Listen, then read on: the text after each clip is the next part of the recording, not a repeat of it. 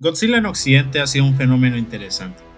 Por bastante tiempo, sus películas solo fueron distribuidas de Japón a Estados Unidos. Ya en el continente americano, eran adaptadas para apelar a los gustos del público estadounidense. Estos cambios fueron tan simples como agregarles un doblaje en inglés, a unos más complejos como grabar nuevas escenas con actores americanos, cambiar el orden de algunas secuencias, etc. Estas versiones americanizadas eran entonces distribuidas al resto del mundo. Es por esto que la reputación de Godzilla fuera de Japón es diferente a la de su país de origen. En esta sección, explicaré algunos casos de estas adaptaciones a través de los años, con el objetivo de ver la otra cara de la moneda.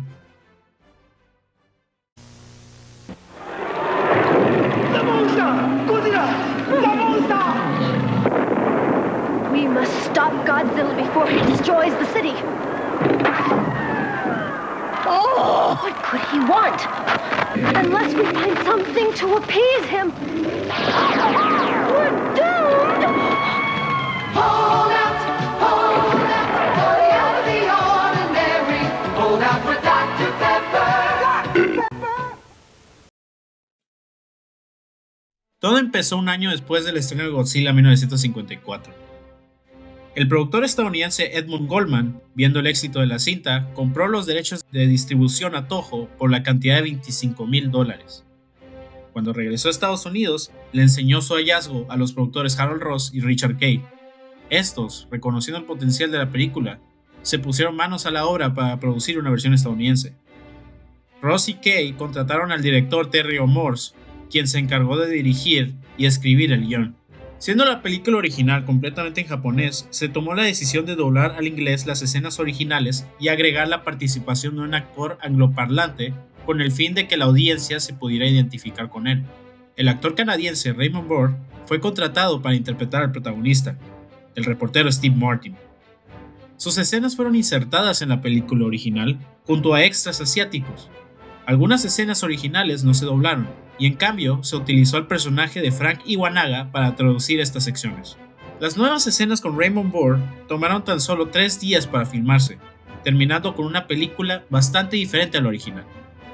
Titulada Godzilla King of the Monsters, esta se estrenó en 1956. La película empieza con las secuelas del segundo ataque de Godzilla.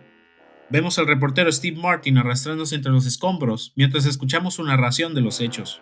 Sin poder avanzar mucho, finalmente colapsa y horas después es hospitalizado junto a los heridos de la película original. Es aquí donde vemos a Emiko auxiliando a los doctores.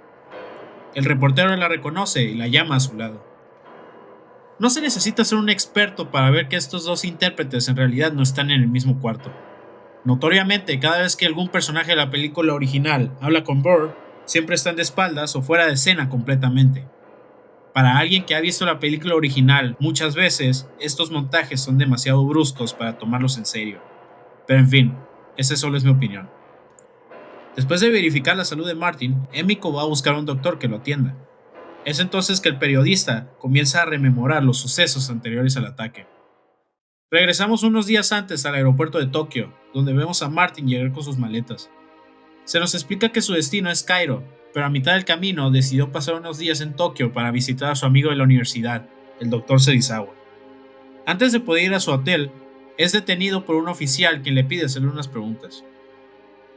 Ya en su oficina, se le pregunta si, durante su vuelo a Tokio, no visualizó algo extraño en el mar. Este responde que no, pero, olfateando una historia para su periódico, procede a preguntar el porqué de esto. El oficial le responde que recientemente han desaparecido barcos pesqueros por esas zonas del mar. He de mencionar que buena parte de la película son narraciones de Steve Martin sobre el metraje de la película original. Aunque la entonación y dicción de Raymond Burr es excelente, el valor de estas largas secciones es nulo, ya que los productores consideraron que la audiencia no sería capaz de procesar las imágenes en pantalla y prefirieron guiarlas de la mano al estilo de la primera versión de Blade Runner. También he de señalar que me parece curioso que a Steve Martin se le dé acceso privilegiado a los asuntos del gobierno japonés. ¿Por qué a un simple reportero estadounidense se le da tanta preferencia? Entendería si fuera un oficial del gobierno estadounidense, pero ¿a un simple reportero? En fin, sé que me lo estoy sobrepensando. Los eventos de la película original proceden de forma similar, aunque se cambian los órdenes de algunas escenas. Por ejemplo, Apenas a los 15 minutos de la película vemos la reunión que tiene el Dr. Yamane con los altos mandos del gobierno para abordar el tema de matar a Godzilla. En esta versión, sin embargo, se trata de otra reunión normal. Eso sí, el audio original se mantiene y es entre comillas traducido para Martin. De aquí en adelante no podemos confiar en las traducciones de Frank Iwanaga, porque este usualmente dice algo completamente diferente a la conversación original. El periodista va junto a un grupo de reporteros japoneses a la isla de Odo para investigar los sucesos. Después de entrevistar a uno de los habitantes de la isla, se nos revela que se ha visto un monstruo gigante por la zona. Martin, entendiblemente escéptico, decide seguir investigando. Esa noche presencia el ritual para apaciguar al dios Goshira, quienes los habitantes consideran es el responsable de las recientes desgracias. Similar a la película original, se nos menciona que en tiempos remotos los aldeanos sacrificaban a una mujer en el mar para tranquilizar al monstruo. Más tarde, una gran tormenta azota la isla y vemos como varios hogares son destruidos. A diferencia de la versión original, escuchamos el rugido de Godzilla en el fondo, quitando cualquier semblanza de misterio en esta sección de la película. Al día siguiente, una comitiva de la isla llega a Tokio a exponer los sucesos del día anterior. Es entonces que vemos al Dr. Yamane hablar ante la audiencia, esta vez siendo doblado en inglés. Al terminar su discurso, se encuentra con Martin y le permite acompañarlo en su expedición. Durante el viaje en barco, el reportero nos expone la relación entre Emiko y Ogata. Es chistoso porque empieza el tema diciendo que en el barco se sentía ansiedad, exceptuando a los dos enamorados, cuando en la versión original, estos dos enamorados están hablando seriamente de sus posibilidades de llegar ilesos a la isla, y la escena concluye con Emiko observando minosamente la infinidad del mar. Sin embargo, toda esta verdadera tensión se pierde. El grupo llega a la isla e investigan los restos de la aldea. Mientras miden la radiación y se encuentran el trilobite entre las ruinas, Steve Martin se encuentra convenientemente en el fondo sin participar en la acción. Esto es un aspecto que siempre me ha desagradado de esta película. ¿Para qué hacer el esfuerzo de grabar nuevas escenas si estas no van a tener ningún tipo de importancia en la trama principal? Pudieron haber tomado dos alternativas. La primera y más fácil es simplemente doblar toda la película al inglés. La otra opción, que en mi opinión es la más atractiva, es cambiar toda la trama y solamente utilizar los metrajes de Godzilla destruyendo Tokio, al estilo Power Rangers. Sin embargo, entiendo que el presupuesto no era muy alto y los productores se fueron por el camino más sencillo en esa época. Solo pienso que se perdió la oportunidad de contar una historia más interesante. Godzilla hace su aparición y Steve Martin lo observa detenidamente. Después de este encuentro se comunica con su jefe por teléfono y es ordenado cubrir la historia. Al mismo tiempo aprovecha y llama a su amigo Serizawa. Esta es la primera vez que aparece en la película, eliminando su excelente presentación en la versión original. Los dos acuerdan verse después. Esta es la última vez que los dos hablan y jamás se encuentran del todo. Una vez más, si no vas a hacer nada interesante con estas nuevas ideas, ¿para qué plantearlas?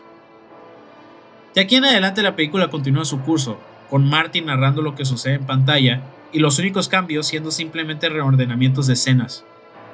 En el clímax de la historia, Godzilla destruye Tokio y el reportero lo presencia todo mientras narra en un micrófono. Su edificio es atacado y los escombros caen sobre él, regresando al principio de la película. Martin, con sus heridas recién atendidas, habla con Emiko y Ogata. Es aquí donde se nos revela la existencia del destructor de oxígeno. Para mí, este es el peor cambio de toda la película. Mientras que en la versión original vemos a Emiko sufrir por romper su promesa con Serizawa, aquí lo menciono como si fuera cualquier cosa. Como dije anteriormente, a la audiencia no se le permite pensar por sí mismos. Steve Martin les pide a Ogata y a Emiko que convenzan a Serizawa de utilizar esta nueva arma contra Godzilla. A pesar de todo lo anterior, es reconocer que la siguiente escena fue adaptada excelentemente. Esto principalmente por la banda sonora. Se tomó la decisión de utilizar el tema Oxygen Destroyer, que originalmente aparece en la escena anterior, en toda esta sección.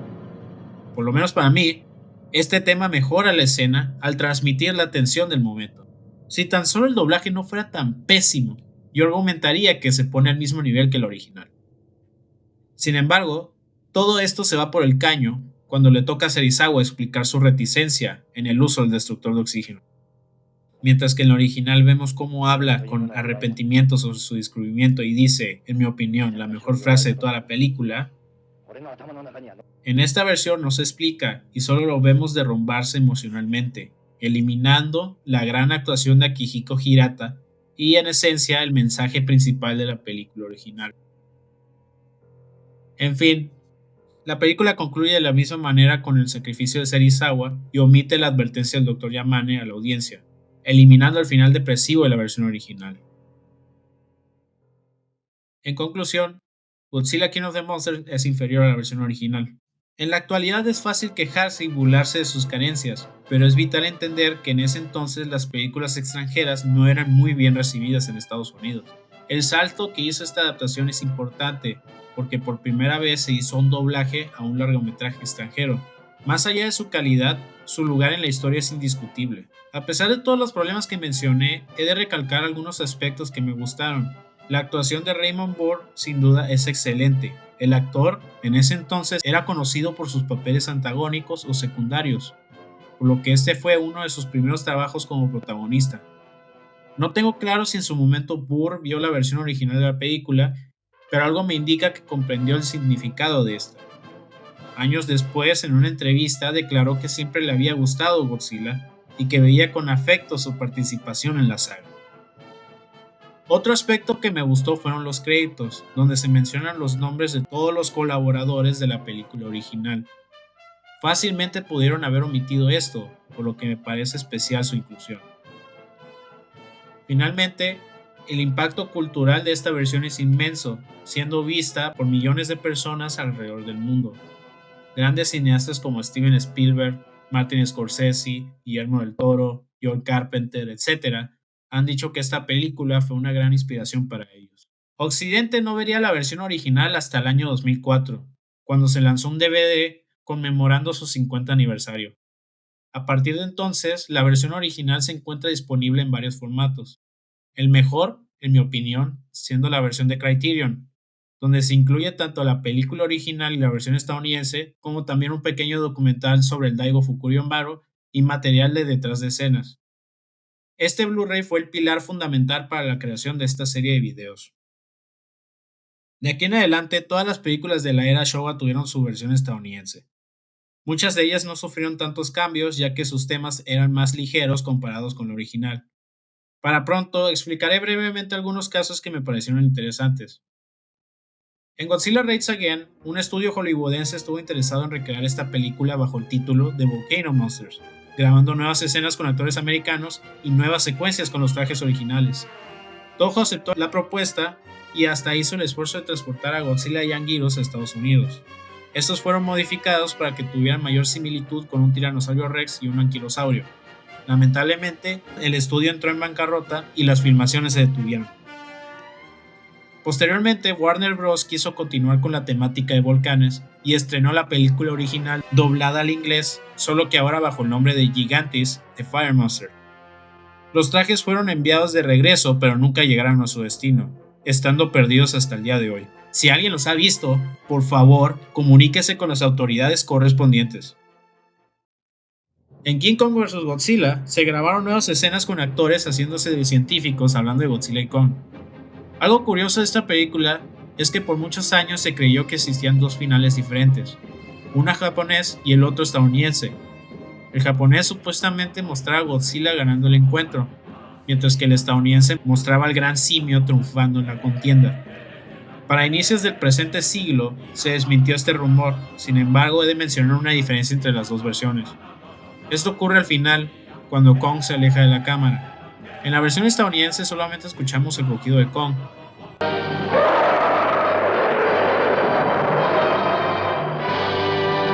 En la versión japonesa escuchamos el rugido de los dos.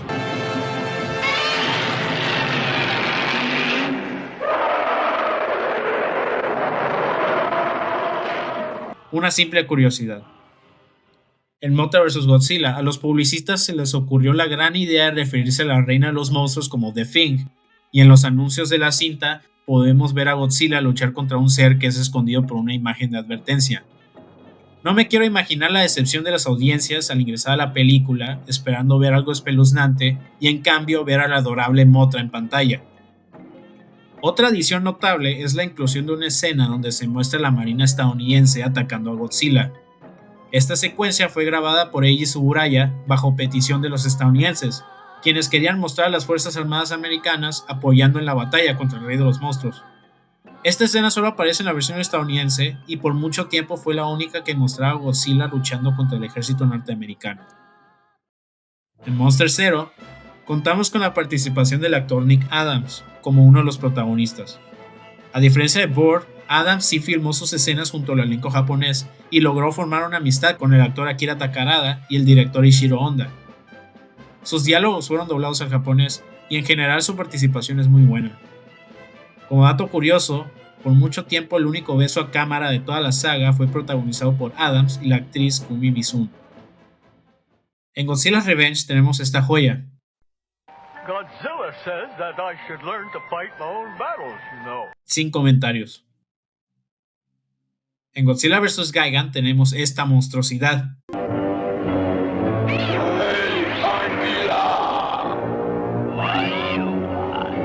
Something funny going on. You better check. Oh, yeah.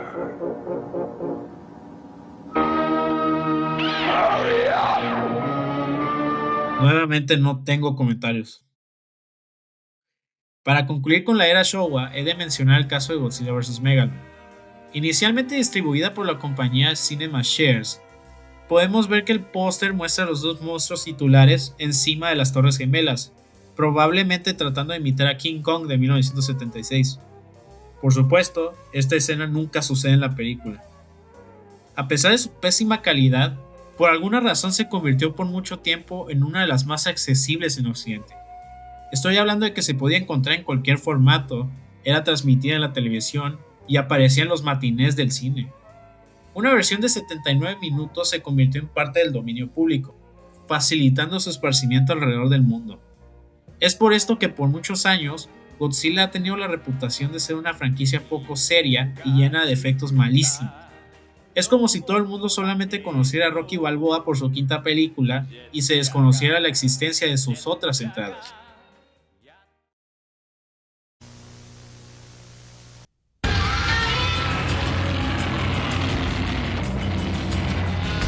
Godzilla versus his enemies of destruction, the king of all monsters, against the baddest beasts of all time, Rodan, Mothra, Ghidra, Mecha-Ghidra, and Mecha-Godzilla.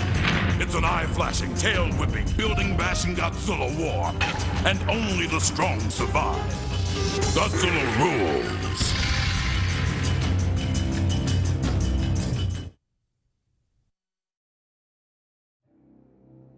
Llegando a la era Heisei, The Return of Godzilla fue adaptada a Godzilla en 1985 y fue estrenada en cines un año después.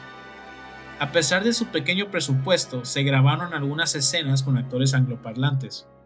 Estas no son muy especiales y están llenas de comedia sin chiste y claras referencias al principal promotor de la película, Dr. Pepper. Las promocionales de esta película buscaban reafirmar la reputación de la franquicia a una que se especializaba en películas serie B de mala calidad, teniendo cierto éxito. En circunstancias normales la pasaría por alto, sin embargo, lo especial de esta versión es el regreso de Raymond Burr a reinterpretar su papel de Steve Martin, solo que ahora sería referido solamente como Sr. Martin, porque en ese entonces el cómico Steve Martin ya era famoso.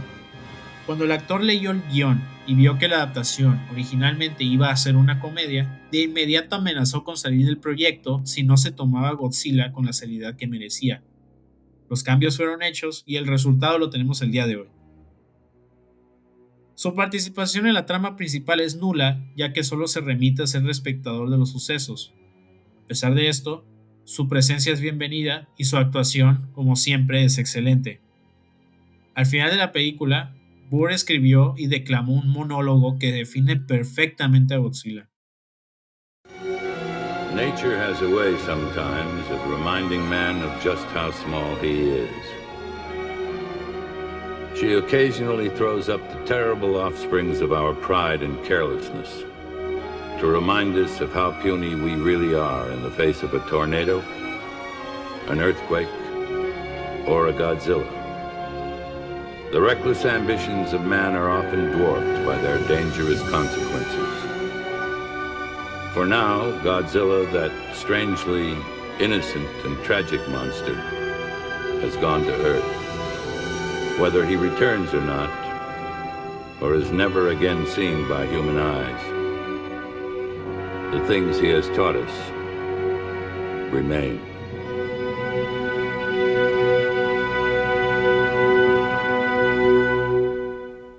Sin duda alguna, Raymond Burr le trajo cierta legitimidad a la franquicia. Gracias a su actuación logró transmitir la importancia del mensaje en estas películas. Por muchos años sirvió como puente para que las audiencias occidentales conocieran al Rey de los Monstruos por lo que es. Es por esto que he decidido dedicar este video a su legado y dar a conocer su importancia en esta historia. Descanse en paz. El resto de la era Heisei no tendría el mismo trato, y por muchos años su existencia fue desconocida para Occidente. Sin embargo, encontraban maneras de aparecer en las noticias. Cuando se estrenó Godzilla vs. King Ghidorah, hubo controversia, ya que algunos estadounidenses consideraron a la película como antiamericana, porque mostraba al ejército estadounidense sufriendo una derrota frente al Godzillasaurio. Algunas organizaciones de veteranos expresaron su opinión sobre el tema, diciendo que la película tensaba las relaciones entre Estados Unidos y Japón. Hasta el propio Ishiro Honda criticó la escena, diciendo que iba demasiado lejos. Por su parte, el director Kazuki Omori defendió su película diciendo: "No soy antiestadounidense. Me encantan las películas de guerra estadounidenses, pero viendo todas las que he visto a lo largo de los años, los estadounidenses nunca pierden. Así que pensé que deberían de perder al menos una vez.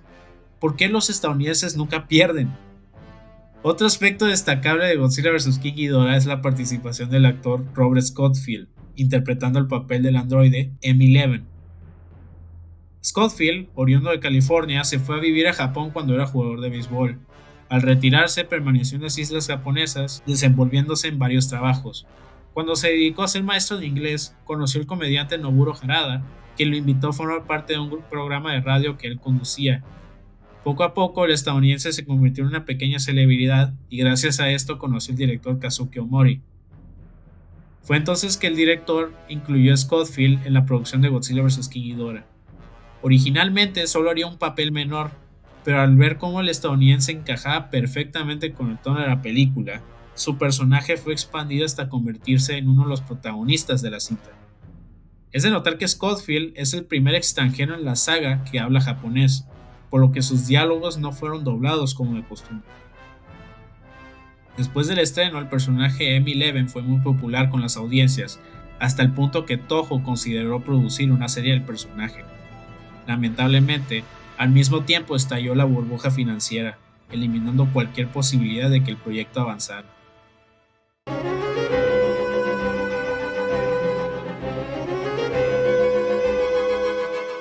Hablar de Godzilla en 1998 siempre me deja con un mal sabor de boca.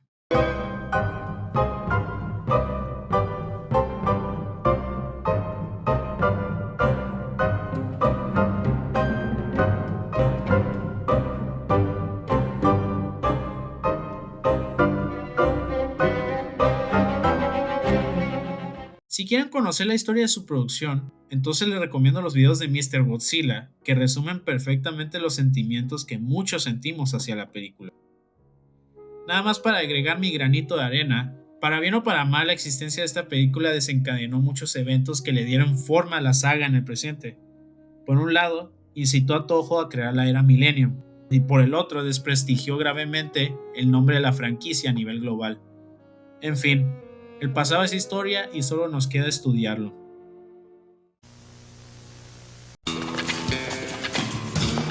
All right, fish your hand over your lunch money. Penelope? It's Nell. Okay, Nell. Do you watch Fox Kids? Yes. No. You don't watch Spider-Man, Power Rangers, or Woody Woodpecker? No. At the very least, you should watch Godzilla. Why?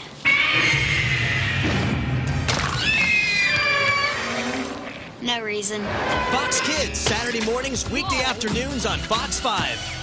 De aquí en adelante, todas las películas de Godzilla recibieron una adaptación sin muchos cambios.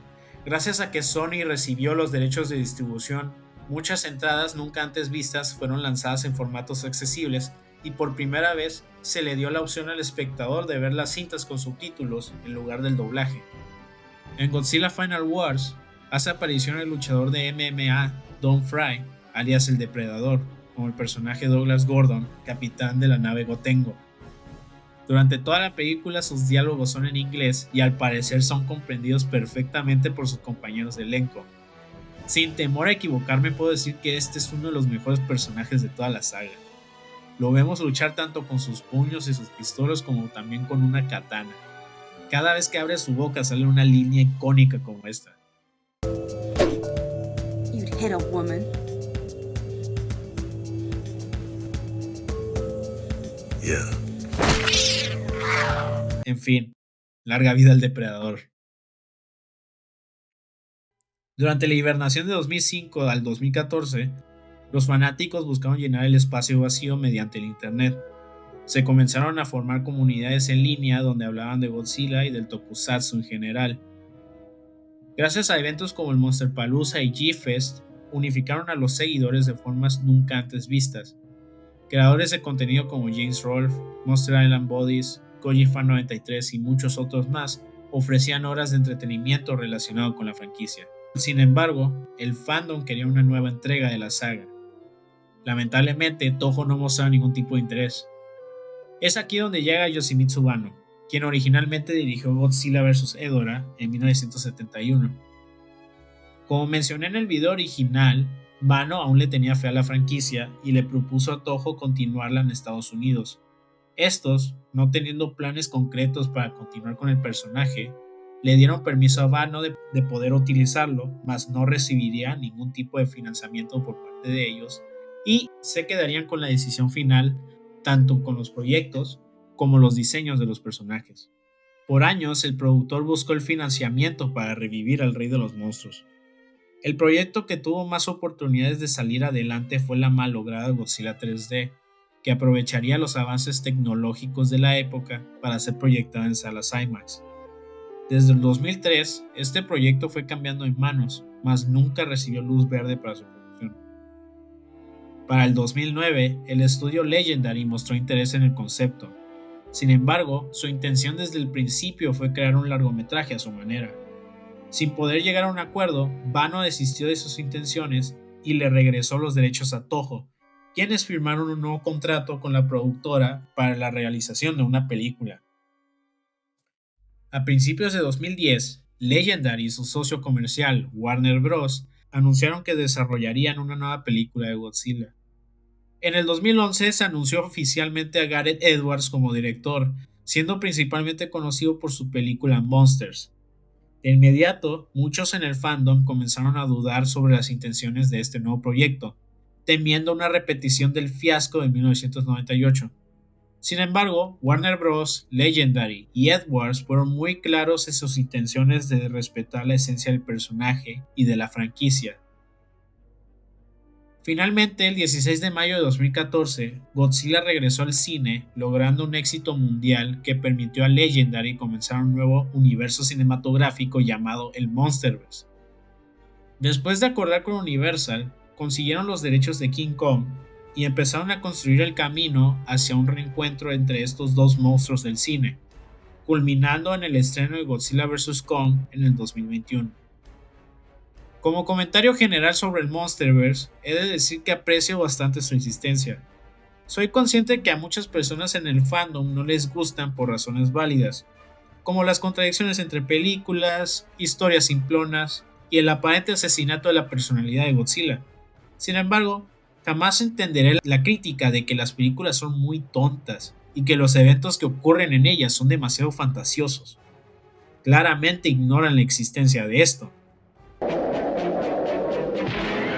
Sobre este tema solo voy a decir que Godzilla tiene el beneficio de poder moldearse a las necesidades de la película en cuestión. Si quieres verlo como el antagonista de la historia, puedes ver estas películas. Si gustas ver su faceta como héroe, entonces puedes ver estas. No por nada se trata de la franquicia más longeva de la historia. En el caso del Monsterverse, su personalidad cambia dependiendo del director a cargo. Edwards buscó mostrarlo como una representación de la naturaleza misma, cuyo objetivo era mantener el orden.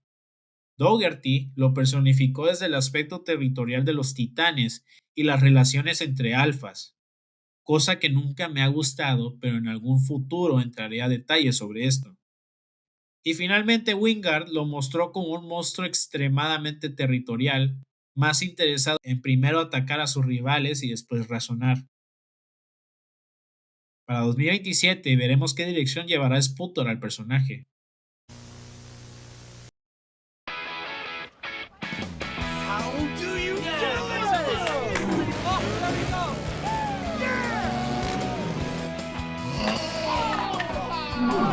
Godzilla's actually pretty cool, except when he's hungry.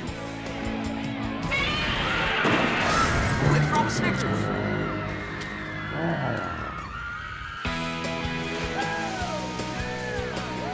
You're not you when you're hungry. Snickers satisfies. See the new Godzilla in theaters May 16th. En términos generales puedo decir que las adaptaciones de Godzilla en Estados Unidos no le hacen justicia a las películas originales. Los responsables de esto sin duda son los productores. Subestimando la capacidad de comprensión de las audiencias estadounidenses y en mayor medida las occidentales, prefirieron irse por el camino más fácil a la hora de traer a Godzilla a este hemisferio. El resultado terminó afectando gravemente la percepción del público general sobre el rey de los monstruos. Afortunadamente, el estreno mundial de Godzilla Minus One desmintió todos estos estigmas. A pesar de que la película tiene un doblaje, la mayor parte de las audiencias la vieron en su idioma original con subtítulos. ¿El resultado? Godzilla Minus One ganó alrededor de $115 millones a nivel mundial, triplicando su presupuesto original. Así que al final, todo terminó bien. La era Reiwa sin duda se ha encargado de romper barreras, y puedo decir sin duda que estamos viviendo una nueva época dorada en la franquicia. Nada más recuerden, toda la gloria es fugaz. Hasta la próxima.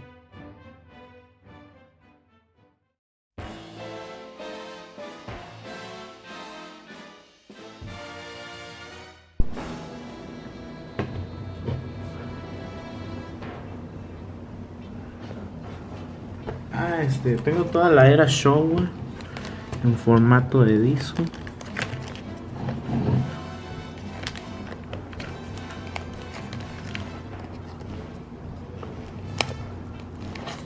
Así que, ¿por qué está así?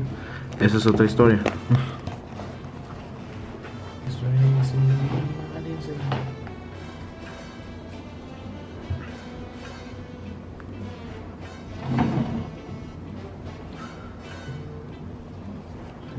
Vi estas películas como preparación.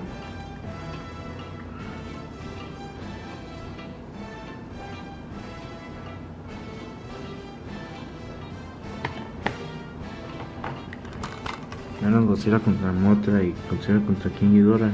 Y Godzilla contra Violante, porque eso es muy difícil encontrar Blu-ray, me las tuve que descargar pirata.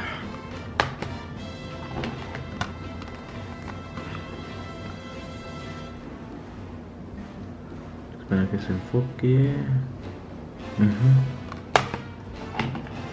Godzilla 2000.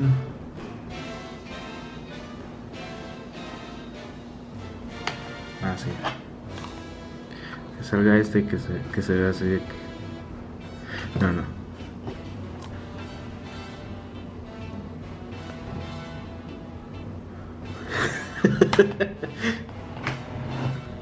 No, GMK y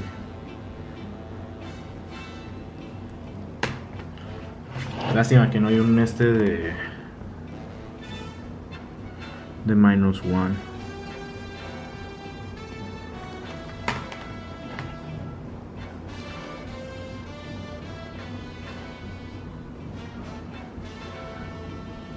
Está 2014 Skull Island. Que se enfoque. King of the Monsters.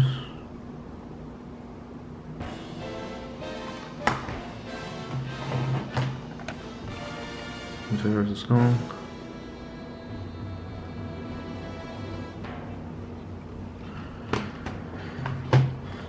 y Godzilla X Kong.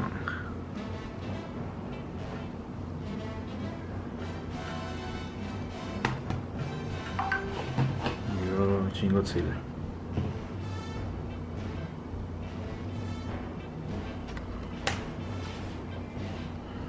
Y como otras de preparación, me vi todas las de King Kong. Porque son como... pues son contemporáneos, o sea... bueno, bajo esa misma lógica también tendría que haber visto las de Gamera y Ultraman, pero...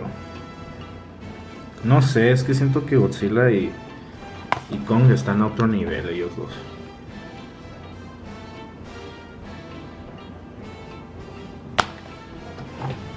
Sí, mientras otras películas así como de preparación.